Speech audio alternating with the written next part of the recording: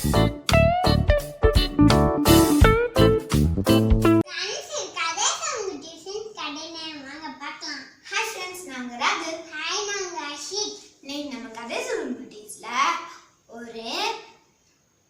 வீரமான ஒரு இளவரசன் கதையை பார்க்கலாம். ஓகேவா ஃப்ரெண்ட்ஸ்? இவங்க கதையை ஆரம்பிக்கிறாங்க. ஒரு ஊர்ல ஒரு ராஜா இருந்தாராம். அவரு ஒரு நாட்டை ஆட்சி புரிந்து வந்தாராம். அவருக்கு மொத்தம் 5 பசங்களாம். அதுல 4 பேருக்கு கல்யாணம் முடிஞ்சிருச்சான். அந்த ஒருத்தனுக்கு மட்டும் இன்னும் கல்யாணம் முடியலையா. 5வது மகனுக்கு ரொம்ப அறிவும் மற்றும் வீரமும் அழகும் மிக்கவனாகவும் இருப்பான். அதனால அவங்களுடைய அப்பாவுக்கு அந்த 5வது மகனை ரொம்ப பிடிக்கும். எங்க இவனை ராஜா ஆயிடுவானோன்னு நினைச்சு அவங்களுடைய 4 அண்ணிகளும் யோசிச்சுட்டு போய் அவன்கிட்ட சொன்னாங்க, நீ ஆப்பிள் அழகின்னு ஒருத்தி இருப்பா, அவளை போய் திருமணம் செஞ்சுட்டு வா அப்படின்னு சொன்னாங்க.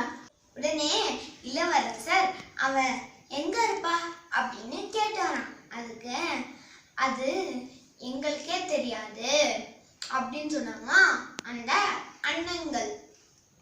உடனே அவன் குதிரையில கிளம்பினானாம் அந்த ஆப்பிள் அழகிய திருமணம் செஞ்சுக்கிறதுக்கா. அவன் ரொம்ப தூரம் வந்ததுனால ரொம்ப சோர்ந்துட்டானாம். அதனால ஒரு மரத்தடியில கொஞ்சம் ஓய்வெடுத்தானாம். அப்ப அந்த மரத்துக்கு மேல ஒரு கழுகு கூடு இருந்ததாம். அதுல 3 முட்டைகள் அவங்களுடைய அம்மா ஃபர்ஸ்ட் பயிர்ந்தாங்களாம். அப்ப தினமும் போல அங்க ஒரு பாம்பு வந்து இந்த முட்டைகளை சாப்பிட பார்த்துச்சான். ஆனா அந்த பருந்துகள் காப்பாத்துங்க காப்பாத்துங்க எங்களை காப்பாத்துங்க இந்த நாகப்பாம்பு கிட்ட இருந்து அப்படின்னு சொன்னதுனால இளவரசன் ஓடியே வந்து அவனுடைய வீரவாளை எடுத்து அப்படியே அந்த பாம்பு மேல போட்டுட்டானாம். பாம்பு இறந்துருச்சான். உடனே அந்த பருந்துகள் பார்த்துட்டு இளவரசனுக்கு ரொம்ப நன்றி, நீங்க யாரு அப்படின்னு கேட்டுச்சான். அதுக்கு இளவரசன் சொன்னானா, நானு ஒரு இளவரசன். இவங்க கிட்ட சொல்லிட்டு இருக்கும் போதே அந்த இறை தேடி போன அவங்களுடைய அம்மா அப்பா கழுகுகள் வந்துருச்சான். குட்டிகள் பத்திரமா இருக்கிறதையும் பாம்பு இறந்து கிடந்ததையும் பார்த்த அம்மா அப்பா கழுகுகள் இந்த இளவரசர்லாம் எப்படியோ இந்த நம்மளுடைய குட்டிகளை காப்பாத்திருக்காரு அப்படின்னு நினைச்சாங்க. என்னுடைய பசங்களை காப்பாற்றுறதுக்கு ரொம்ப நன்றி அப்படின்னு சொன்னாங்களாம் அந்த அம்மா அப்பா. அந்த இளவரசன் ஆப்பிள் அழகி கதைய அவங்க கிட்டயும் சொன்னானா. உடனே எங்களுக்கு தெரியும், அவளை பார்க்கணும்னா 7 கடல் 7 மலை தாண்டி போய்தான் நீங்க பார்க்க முடியும். அங்க ஒரு மரம் இருக்கும்.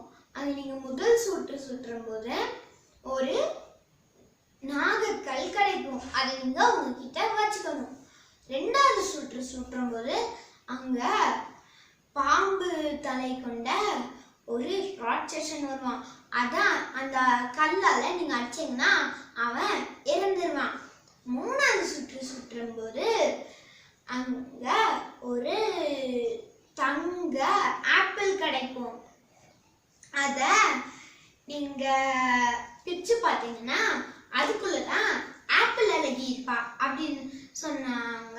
நாங்களே உங்களை கூட்டிட்டு போறோம்னு சொல்லி அந்த 2 கழுகுகளும் இளவரசனை கூட்டிட்டு போச்சான். உடனே அவங்க 7 கடல் 7 மலை தாண்டி போயிட்டாங்க. அந்த மரம் வந்துச்சான். உடனே அவன் முதல் சுற்றினானாம். அப்ப அவனுக்கு அந்த கல் கிடைச்சதான். அதான் அவன் வச்சுக்கிட்டானான். 2வது சுற்றினானாம். அப்ப அந்த பாம்பு தலை கொண்ட ராட்சசன் வந்தானா. அவனை அந்த கல்லால அழிச்சிட்டானா. மூணாவது சுற்றுற போது அந்த தங்க ஆப்பிள் அவன் கையில வந்துச்சான். அது அவனுடைய கோட்டைக்கு போய் பிரிச்சு பார்த்தானா. அதுக்குள்ள ஆப்பிள் அழகினான்ல. உடனே அவன் திருமணம் செஞ்சுக்கிட்டானா.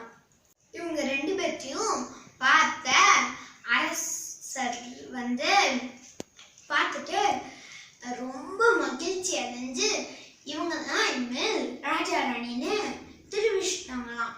உடனே இதை பார்த்தா அவனுடைய அண்ணிகள் ரொம்ப பொறாம அடைஞ்சு உட்கார்ந்தாங்க. ஃப்ரெண்ட்ஸ், இந்த கதையில இருந்து உங்களுக்கு என்ன புரியுது?